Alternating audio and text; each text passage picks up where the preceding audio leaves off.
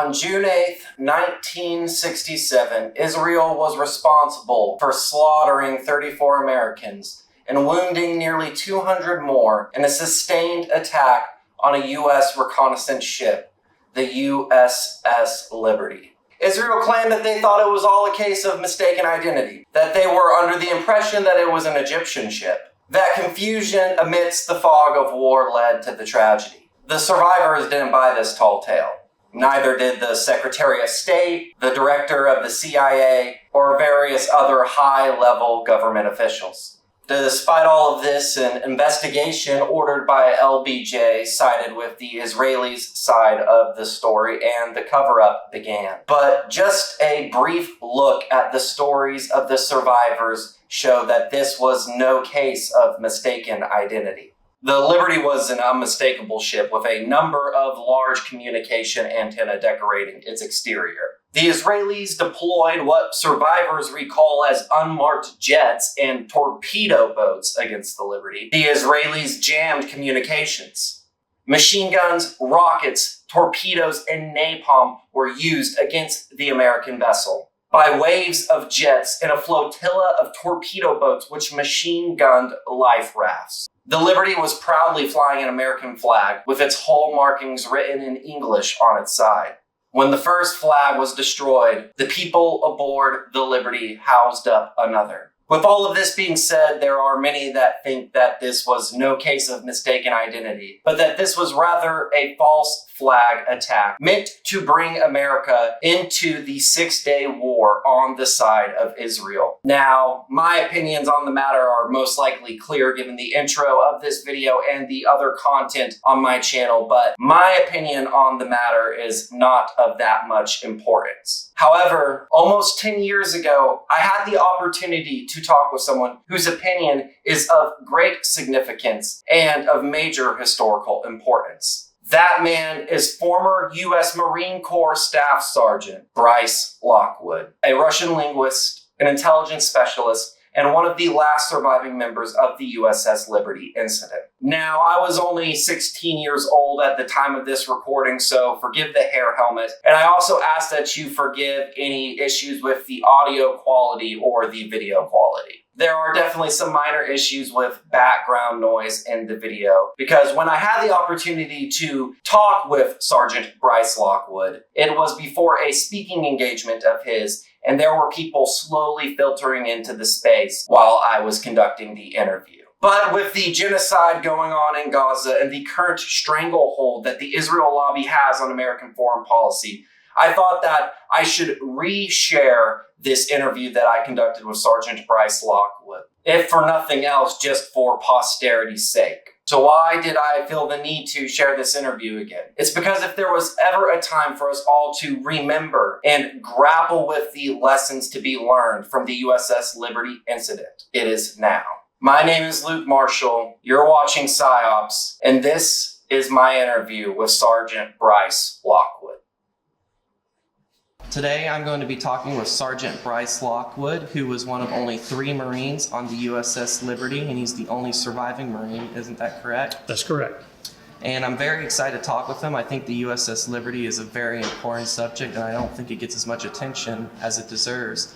And the first thing that I want to ask you is, why do you think Israel, America's alleged ally, would attack the USS Liberty? That's a very good question that we would like the answer to. For instance, during the attack, the Israelis were using unmarked aircraft. That's a violation of international law. We did not know who was attacking us. When we were finally able to get a Mayday off, and it was acknowledged by 6th Fleet, which was some 350 nautical miles away or 400 nautical miles away, Secretary of Defense Robert McNamara intervened and requested that the aircraft that were sent to our aid be returned. There had been a nuclear drill, and some of those aircraft had nuclear weapons aboard them. Captain Joseph Tully, who was skipper of the carrier USS Saratoga, figured that it was probably because of those nuclear weapons. He ordered the aircraft recovered, the weapons replaced with conventional armaments, relaunched, and reunified Washington. And again, Secretary of Defense Robert McNamara ordered them recalled. The commander of Task Force 6, who was Admiral Larry Geis, said, we have American ship which is under fire. I want to hear that from higher authority. LBJ came on the wire and said, get those aircraft back. I will not have my allies embarrassed. Which raises the question, we did not know who was attacking us. How did LBJ know? Sinister question. Yes, and I saw you actually mention that in the Al Jazeera documentary, The Day Israel Attacked America. Yes. When you were on there. And that was actually something I was going to ask you about, is what role do you think that American officials such as LBJ and Robert McNamara played in the attack on the Liberty? Were they just part of the cover-up, or were they also part in planning the attack? It's my personal opinion that they could have been part of the planning of the attack. America's entire nuclear force was on full alert the morning of June the 8th, 1967, long before we were attacked, which is one of the reasons why there were nuclear weapons aboard those aircraft that were launched come our aid. And that raises a question, why? We do know that LBJ had a personal vendetta against the Egyptian president. Nasser. Yeah, Gamal Abdel Nasser, that's correct. And literally hated the man. So that raises a question, was this part of an agreement between Israel to initiate warfare, have an American ship set up as a puppet, destroyed, blame it on the United Arab Republic, of which Egypt was the major contributing military force, and then use that as an excuse for nuclear war? Yes, and that's actually something I was wanting to ask you about, is what did you think about, a lot of people theorized that the reason the Liberty was attacked was meant to be a false flag attack, where the United Arab Republic would be blamed for the attack, and this would serve as a pretext for the United States to participate in the Six-Day War on the side of Israel. There are a lot of people that have that opinion. It all may have been very innocent, but it seems to me that the evidence is pretty strong that there was collusion, at least on the part of President Johnson with the Israeli government. And that's one of the main reasons why some nearly 50 years later now, no one in government will talk about it. I have met congressmen say, yes, I'm fully aware of that. Are you going to conduct an investigation, which is required by Article 1, Section 8, United States Constitution? That is probably not going to take place. And that raises another question. Why is it that we elect people to represent us? They swear to uphold the Constitution, but they pick and choose which articles they want to abide by and which ones they ignore. That's a very great point. And I actually was curious to know, I've heard that a lot of the Liberty survivors, that they were actually threatened with being court-martialed and so on if they were to speak out about what happened in the Liberty and their personal experience. Were you personally told to keep quiet? My situation was a little unique. I was assigned to temporary duty aboard the ship. My home base was in Bremerhaven, Germany, and I had been on a separate mission with VQ-2, U.S. Naval Airborne Intelligence Collection Outfit from Rota, Spain. And that mission had completed, and I was back at Rota, Spain, waiting to go back to my base in Bremerhaven when I received orders to go aboard the Liberty. And this was immediately prior to the opening warfare of the 6 Days War. After the attack, I was medevaced. The morning after the attack, I was medevaced to the Carrier America. I had some pretty severe wounds as a result of flash burns, and the fear was for infection. So I was medevaced off to the Carrier America. I was aboard her for 10 days, and then sent to rejoin the Liberty, which was at that point in dry dock in Lucca, Malta. I was aboard her that night, and then the next afternoon received orders to return to my home base. So I was never ordered specifically never to talk about it. In fact, when I was in the confines of our secure spaces with the intelligence outfit I worked with in Bremerhaven, I spoke quite freely about it. The Navy sent a lieutenant commander, a JAG officer, Judge Advocate General officer, all the way from the States with some documents for me to sign. And they appeared to me to just be the same documents that periodically you had to sign when you were in intelligence work, that you were going to keep your lips zipped, not talk about the work that you did. And there was nothing specific in there about not talking about the Liberty. So I discussed it quite freely within the confines of the secure spaces. Did not discuss it with family or friends outside of the secure spaces. But as for specifically saying don't ever talk about it, I was not given that specific statement.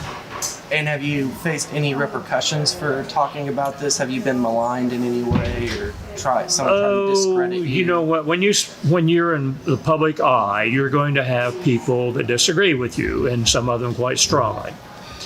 But not from the government. I have never had anyone come knock on my door and say you're going to jail.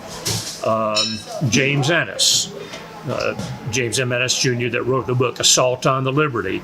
That book was published, I believe, in 1980. I think that's correct. And Mr. Ennis was asked, has anyone threatened you? And he said those same words. I've never had anyone come knock on my door and personally threaten me or take me away to jail. Well, that's very interesting. When you were brought aboard the Malta, isn't that what? Yes. Okay. The wounds that you got, were these from the napalm that was used on the ship? Where did you get these from? I faced a torpedo explosion below the waterline, less than 10 feet from it, looking at it. Flash burns from the torpedo. There were 25 men that were killed all around me. The only thing I can figure is when the casing on the torpedo ruptured, I got flash burns and pretty well spared. Well, you're definitely lucky to make it out of there, and that's just horrible. Fortunate beyond words. Yes. Well, I don't want to keep you away too long, and you're about to give a speech, but is there anything that you'd want to say just to wrap this up? If there's anything that you'd like people out there watching this video to know? Be careful who you let to government. All right. Well, thank you for the interview. I had a lot of fun, and this was really great. My pleasure, Luke. All right. Thank you.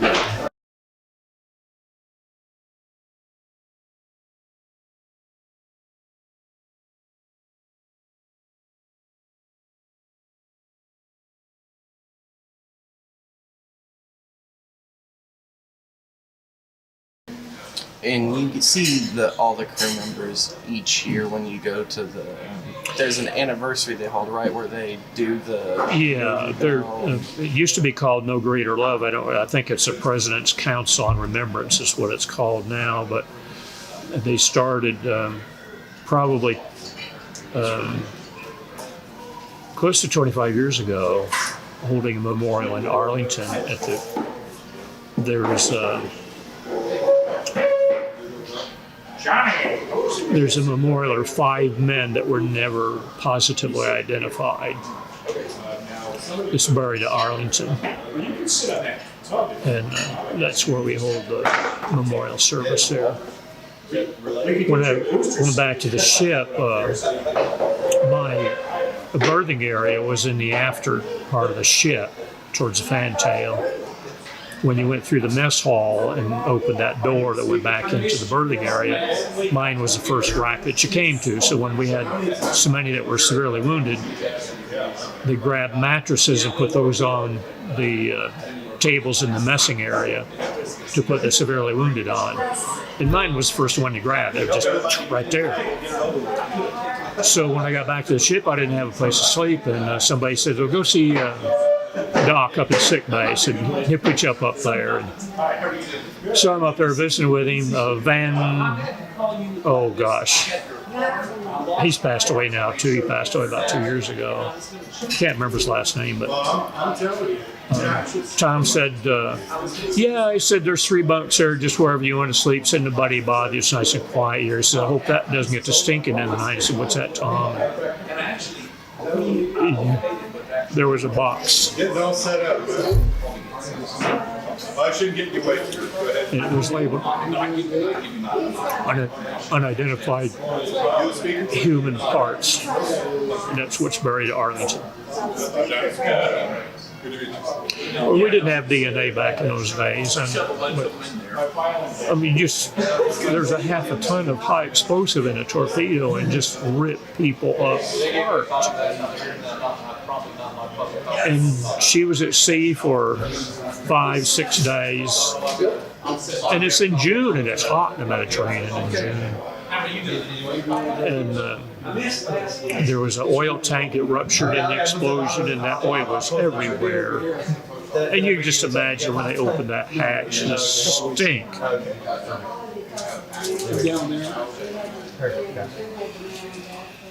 And after a while, they just,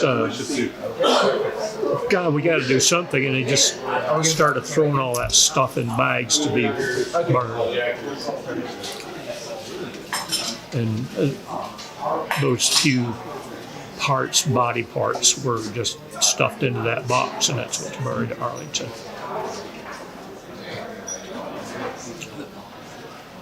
The letter that they dropped on the deck after the It was a business card. It was from, his name was Ernst Cassel. He was the American naval attaché to Israel. He tossed a brown paper sack down on the front part of the ship. It was weighted with an orange, and it said, "This is business card." And on the back of it, it says, "Have you casualties?" Well, it landed right next to a severed leg, and there's blood everywhere. And we had been under attack for the official was 75 minutes, but it was, they said troop helicopters over, and they eventually left. And then this other helicopter comes over, and we think we're under attack again. What are we supposed to think?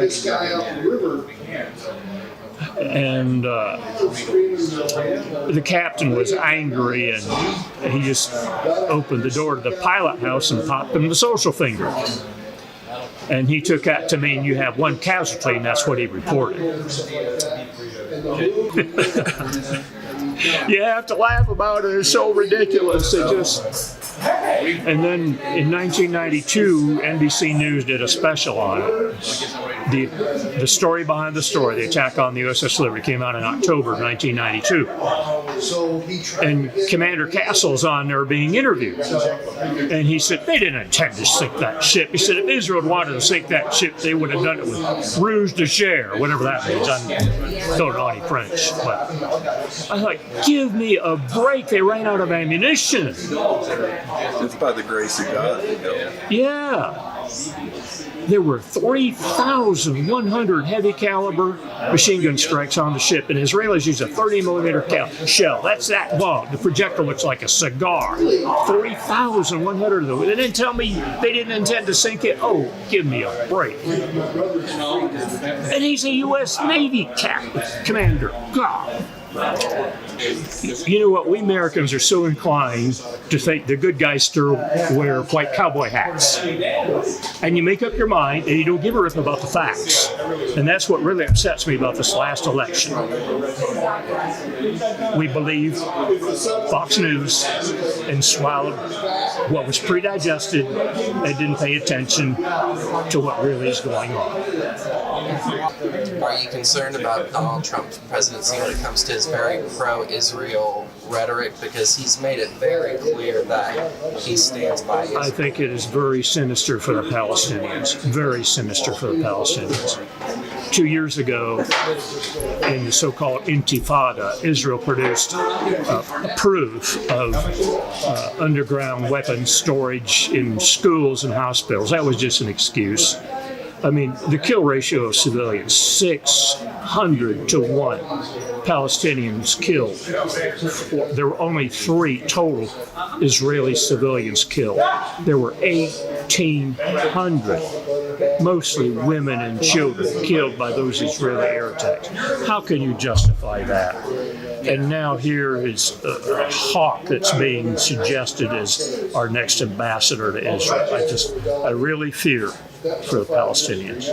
Yeah, and I mean, I completely agree. And one of the things is when people start to talk about Hamas, and I'm not justifying any of the violence that happens on the Palestinian side, but you also have to understand that given the history of what's been going on, you can understand how, through what the Palestinians go through, that they would be angry. It's the only way they have to fight back. Yeah. I mean, all they've got is rocks against these people That's who have it. tanks and stuff. Yes. It doesn't seem fair. Yeah, you're exactly right, because it's not fair. But no, I was in complete agreement. While I really like hanging out in these circles, one of the things that I am concerned about, I've made a video on this in the past, but it's how Donald Trump is in this anti-establishment. As a lot of people like to think, look at the people he's putting in his cabinet. Yes, billionaires and millionaires. He said we're going to drain the swamp, and he's yeah, and then it's news article I read the other day said he's filling it with sharks. yeah. Well, I mean, he's putting CFR member, Goldman Sachs bankers. He's, the same people who've been running it presidency after presidency after presidency. And, I think that this is just kind of the Obama thing over again, because, I mean, Obama's been a horrible president, but he made some good promises at the beginning. He said we're not going to need all these needless foreign wars, and we have the most transparent administration in all history. It's like, okay, that all sounds good. But then he doesn't live up to anything. He has the most secretive administration in history, and so on and so forth. But I think I'm almost 100% sure that it's the same thing with Trump. All over again, folks.